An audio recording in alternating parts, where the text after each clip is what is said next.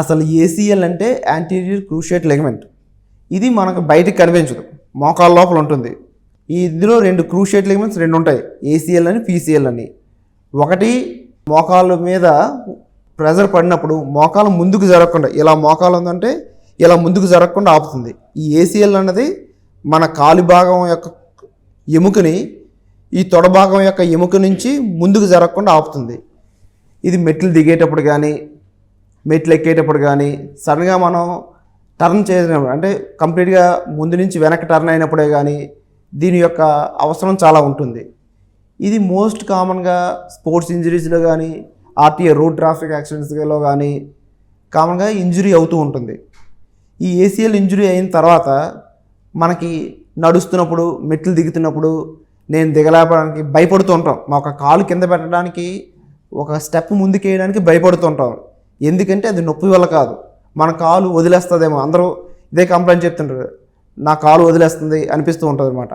దాన్ని ACL tear అంటారు అనమాట. ఎప్పుడైతే ఏసీఎల్ టేర్ అయిపోయిందో మన కాలు యొక్క స్టెబిలిటీ తగ్గిపోతూ ఉంటుంది అనమాట.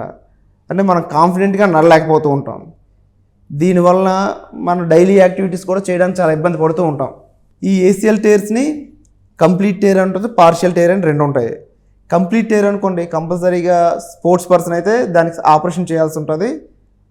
అదే అన్ప్రొఫెషనల్ నాన్ స్పోర్ట్స్ కానీ ఎవరైతే మైల్డ్ యాక్టివిటీస్ చేస్తారో, ఎవరైతే ఓల్డ్ ఏజ్ ఉంటుందో వీళ్ళకి కొంతవరకు కన్జర్వేటివ్ అంటే మెడికల్ మేనేజ్మెంట్, కొంత ఫిజియోథెరపీ ద్వారా కొన్ని బ్రేసెస్ ఇవ్వడం ద్వారా వీటిని మేనేజ్ చేస్తాం.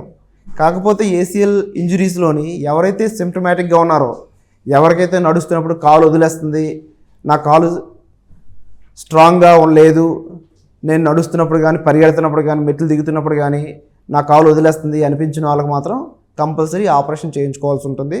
అది 2 రకాలుగా ఉంటాయి. అది ఏంటంటే మేము ఎప్పుడైతే అది కీహోల్ సర్జరీ అంటారు అనమాట.